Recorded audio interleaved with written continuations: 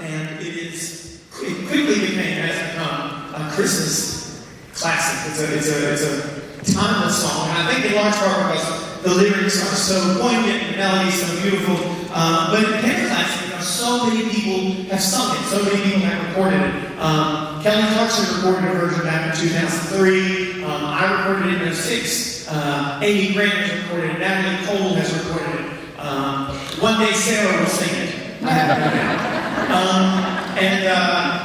It's been done by so many people. Actually, we did it on tour in 2004 and 2005. One of my best friends, Kiana Parker, sang it on stage with us, and she sang that every night in 2004, 2005, and she did it so well that I stole it from her and started singing it myself. And when we started putting this show together, and decided that we wanted to, we were trying to pick out which songs we wanted to do, my favorites for the past 4 tours. I knew I wanted to do Burning Christmas List, but I had a problem because I didn't have all of the music for it. Somehow it disappeared in the air. I had everything else, but I didn't have all the charts for Burning Christmas List. But I had half of them of mine, and half of them of Kiana's version, which was Kelly's version. Kelly had done far for those 2 years. And so I had half of the music for Kelly's version and half of the music for mine, and I was like, crap, what are we going to do? We can't do it. So I called Ben and I said, hey Ben, you think you can make something work with this? And he said, of course, I'm brilliant. So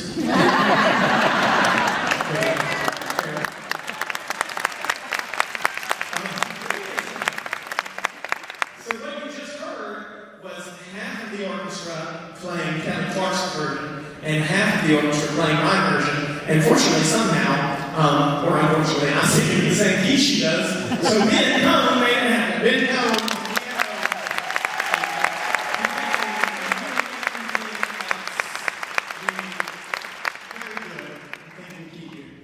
And up there on drums is Joe. Say it, Joe. Say it, Joe.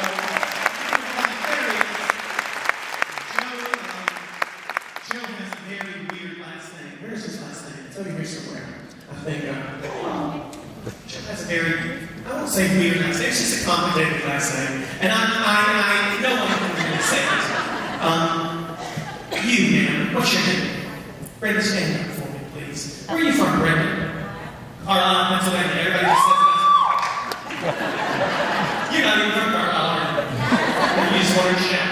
Okay, this is Joe's last name. I want you to think it through. Look at it. Say, shh, don't leave right home. Just think about it. You're one chance. Don't say that. I'm going to give you the mic. I want you to say it. And if you say it correctly, you will have a chance to win $50 million. One chance. Schwarzlewski? Wrong. No.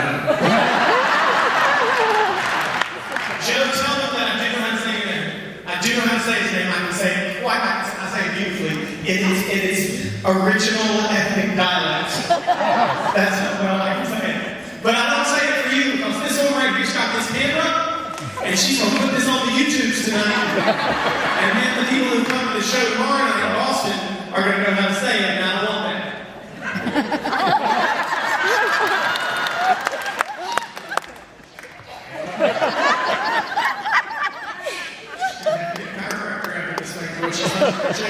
So give it up for Joe with the weird name.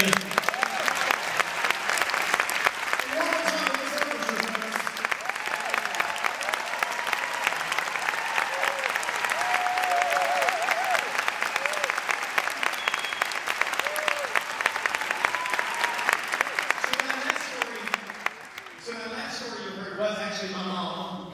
God, it's like your show tonight or something. I remember this.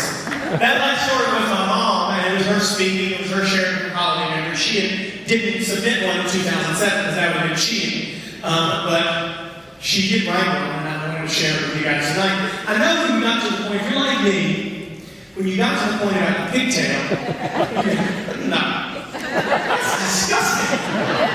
Who wraps up a pigtail and puts it as a Christmas present? I don't even want to be your friend. I'm such a family.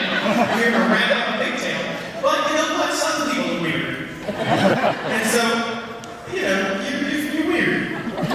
I'm weird too. And as I traveled around the country over the past 10 years, I found out everybody's weird.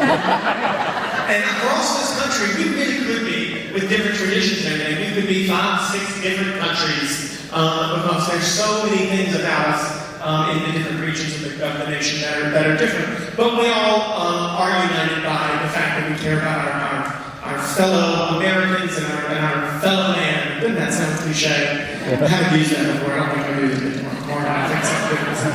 We are unified by our spirit. And an example of that happened earlier in the tour. The first night of the show, we were in West Palm Beach, Florida.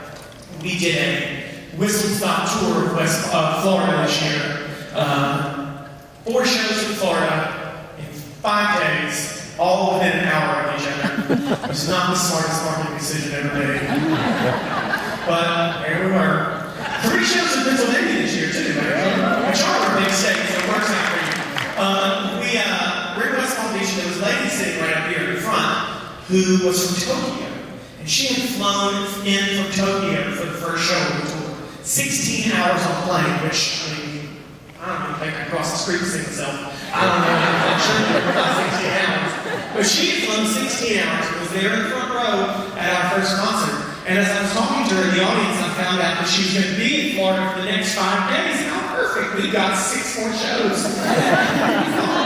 Are you coming to another one? No, she wasn't going to come to anymore. Even though she was going to be in Florida, in West Palm, she wasn't going to be able to come to anymore. And so I'll give you tickets if you want to come.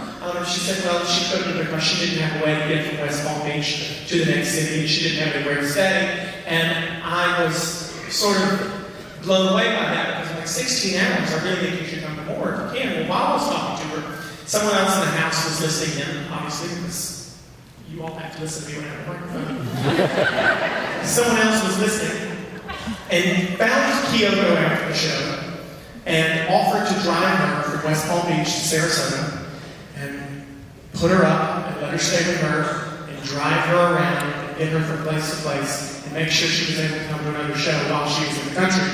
And that struck me. It was a very powerful example of the type of people who you are in this audience. I made fun of some of the fans in the past, and I will in the future.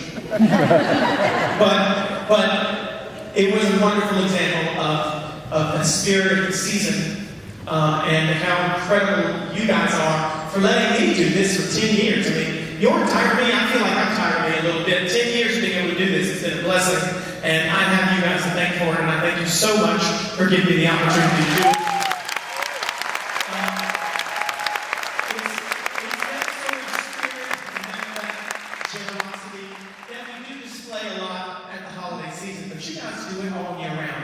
This next song is about. This is the song that kind of kicks off the season for me.